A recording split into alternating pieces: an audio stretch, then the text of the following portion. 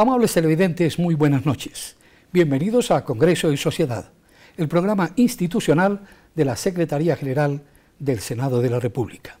Es el primer aspirante liberal a la presidencia de la República, un político moderno, guardián de la heredad de su padre, Luis Carlos Galán Sarmiento, asesinado por las balas del narcotráfico hace 27 años, en 1989, en un magnicidio que todavía le duele al país. Bienvenido a Congreso y Sociedad, senador Juan Manuel Galán. Muchas gracias, Néstor, muy complacido de estar acá y un saludo para todos los televidentes. ¿Por qué y para qué quiere el hijo de Luis Carlos Galán ser presidente de la República? Queremos dar un testimonio de renovación de la política, de la transformación de las costumbres políticas que es tan urgente y tan importante en la Colombia de hoy.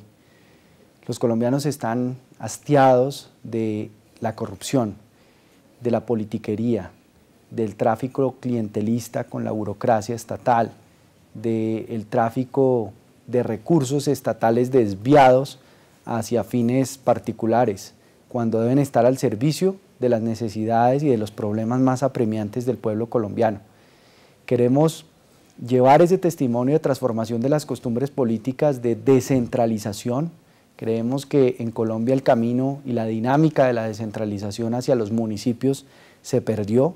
Hemos tenido un recentralismo, las decisiones se han vuelto a centralizar desde Bogotá, hay demasiado poder de decisión en Bogotá y es necesario empezar a garantizar que los municipios sean verdaderos dueños de su destino, que tengan los recursos apropiados, que puedan decidir sobre el gasto de esos recursos en los proyectos y las necesidades que tienen.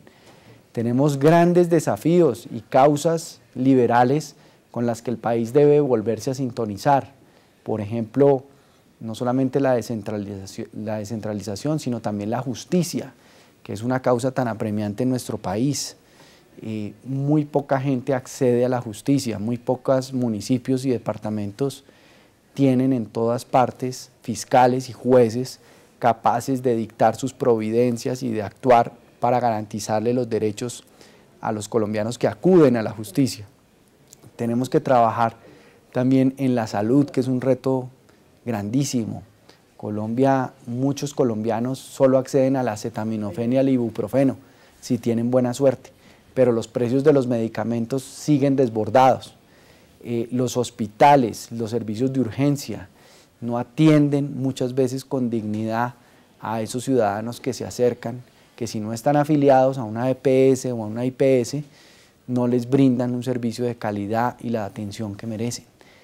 Son grandes retos y grandes desafíos y tenemos que también trabajar las causas modernas. Por ejemplo, el medio ambiente, la defensa del agua, la defensa de nuestros ecosistemas, la preparación del país frente al cambio climático, frente a la devastación que ha causado la minería criminal que ha contaminado los ríos. Yo no sé si usted sabe este dato, Néstor, pero en Colombia cada año se vierten 300 toneladas de mercurio a los ríos por la minería criminal. Eso está envenenando lenta y silenciosamente la fauna y la flora y el patrimonio ambiental del país. Y si no actuamos a tiempo frente a esta hecatombe ambiental, realmente la próxima generación nos va a juzgar como una generación de líderes incapaces de responder al enorme desafío de defender y proteger y preservar el medio ambiente. Usted hace 27 años entregó las banderas de su padre en las manos de César Gaviria. ¿Cumplió César Gaviria con algunos de los postulados de Luis Carlos Galán?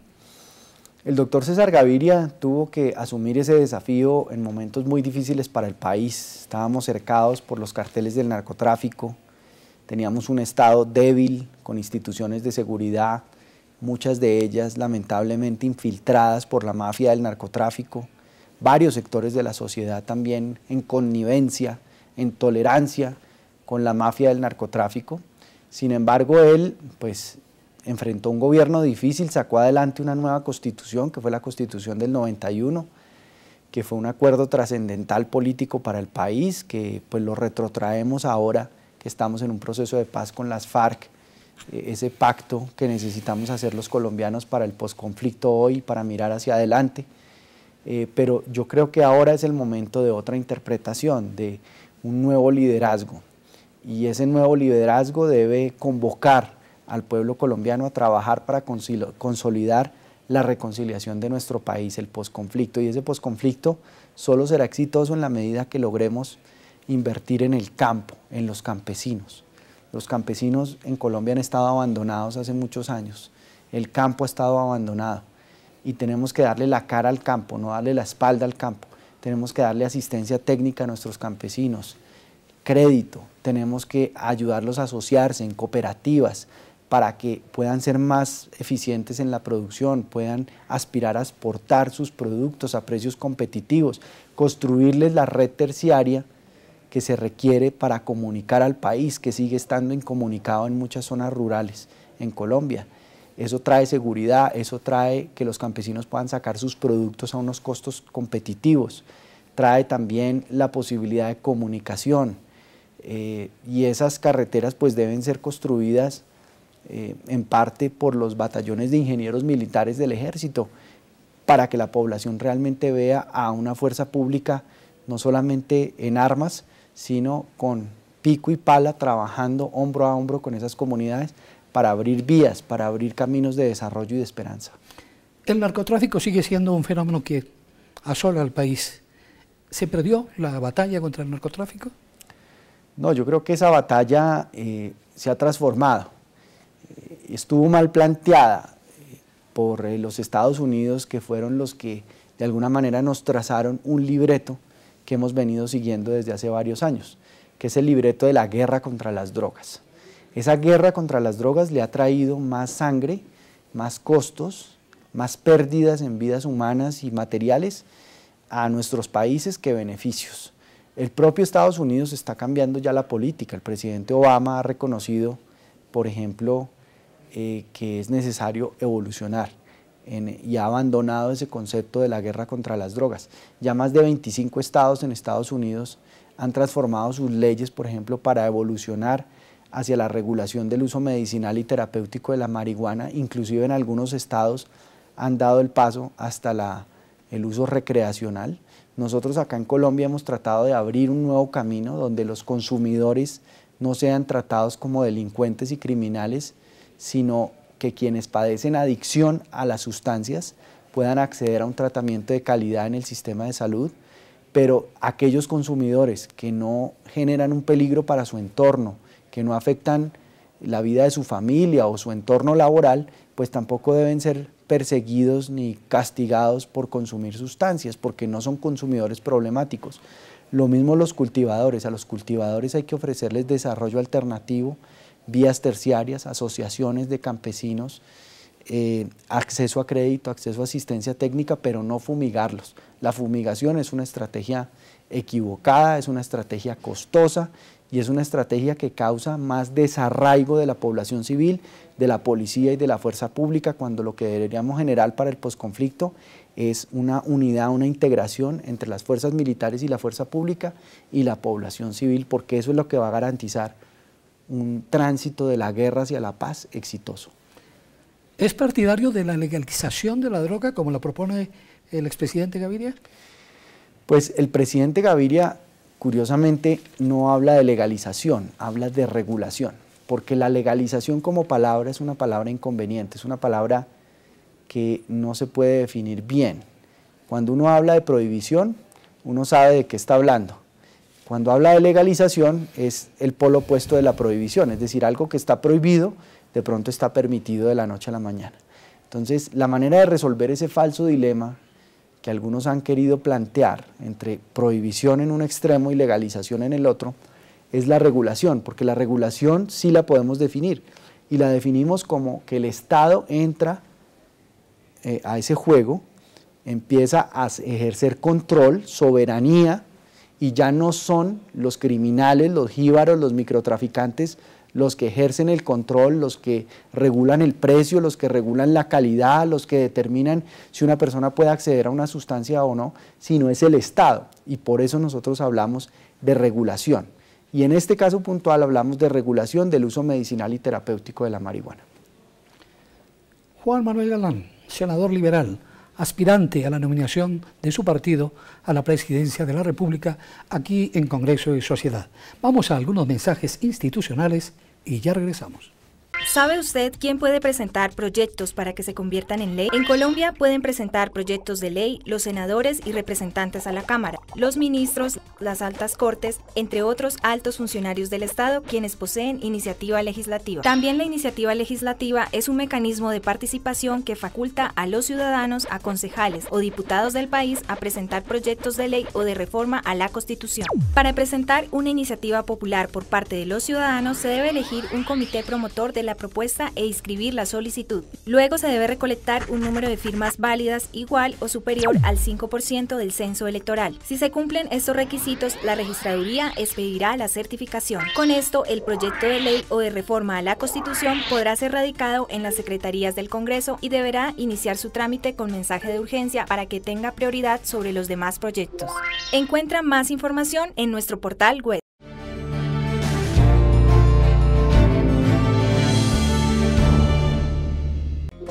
¿Sabe usted cuáles son las funciones del Congreso? El Congreso de la República de Colombia desarrolla múltiples funciones esenciales para el funcionamiento de nuestra democracia. Estas son asignadas por la Constitución y la ley.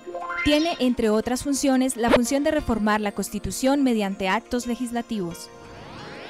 Además, crea, modifica y anula las leyes. Así, el Congreso establece, por ejemplo, cómo se van a invertir los recursos de los colombianos. También tiene la facultad de citar a ministros y a otros funcionarios públicos para indagar, obtener información y exigir acciones frente a su gestión. El Congreso elige a algunos de los altos funcionarios del Estado. Además, puede, si es el caso, investigarlos y juzgarlos. Encuentra más información en nuestro portal web.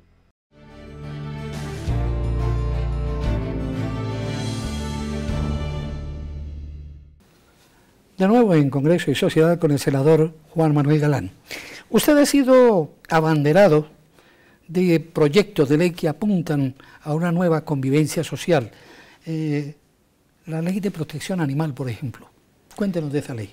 Es muy importante esa ley es de autoría del representante de la Cámara, Juan Carlos Lozada, que ya no está en la Cámara de Representantes, lamentablemente, nos hace muchísima falta, pero él tuvo el valor de diseñar esta legislación que es trascendental para Colombia, porque nos impone a los ciudadanos y a los seres humanos el deber de relacionarnos adecuadamente y de cuidar a nuestros animales. Si nosotros no sabemos relacionarnos y tratarnos con los animales, no aprenderemos nunca a tratarnos entre nosotros mismos como especie.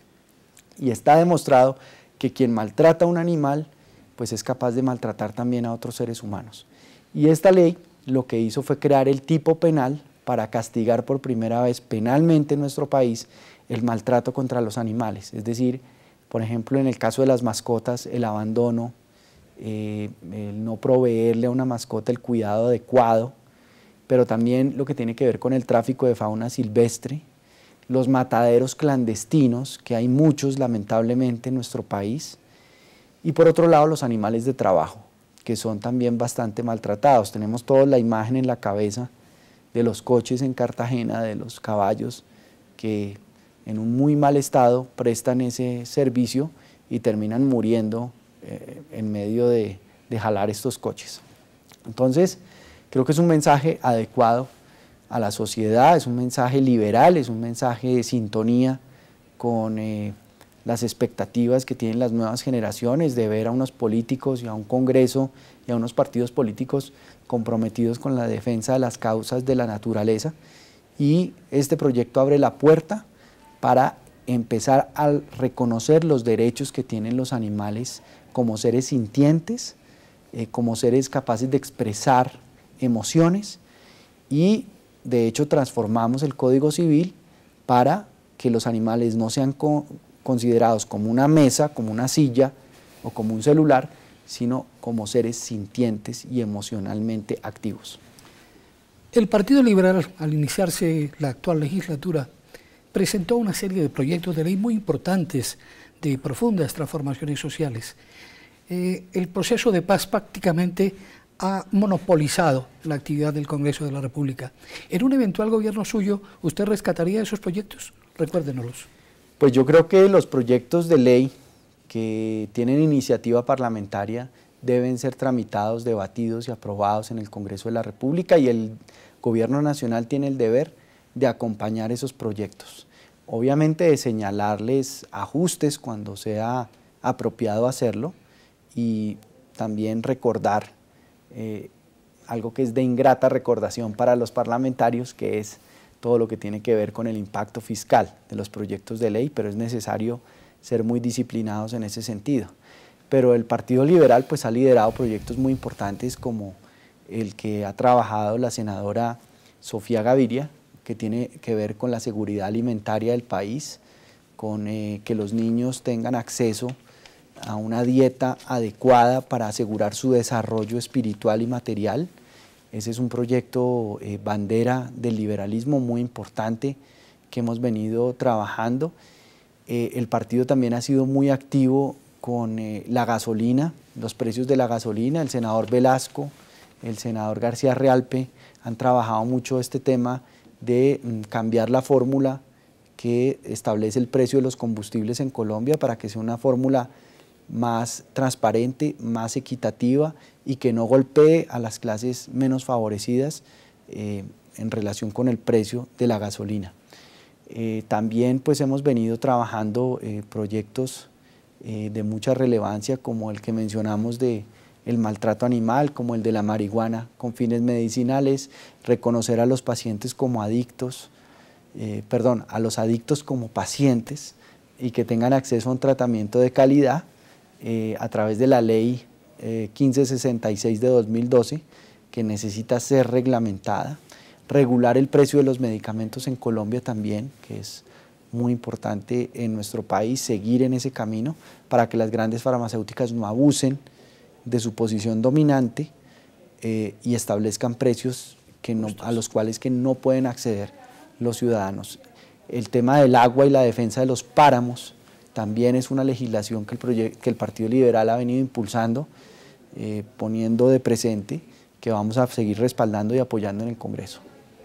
El senador Juan Manuel Galán en Congreso y Sociedad.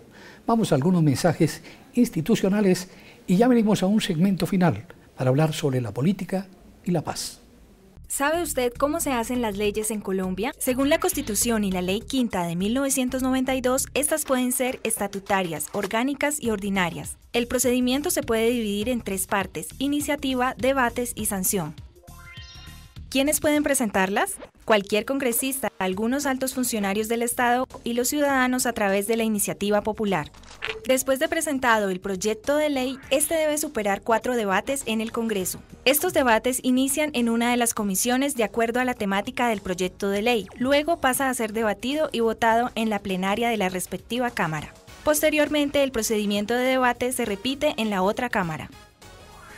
Al ser aprobado en los 4 debates, el proyecto de ley debe ser sancionado por el presidente para que entre en vigencia y se convierta en ley de la República. Encuentra más información en nuestro portal web.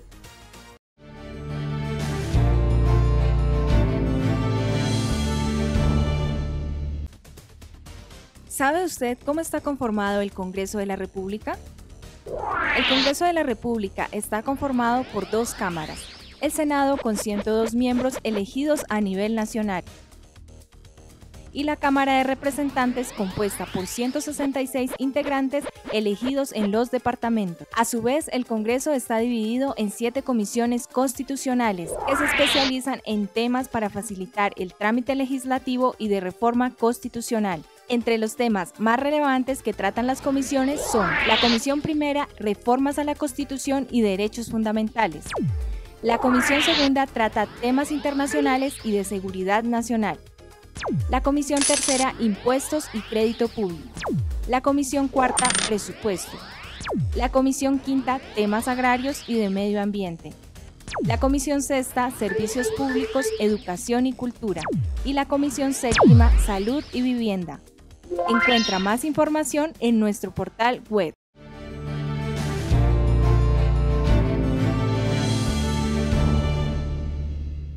De nuevo en Congreso y Sociedad con el senador Juan Manuel Galán.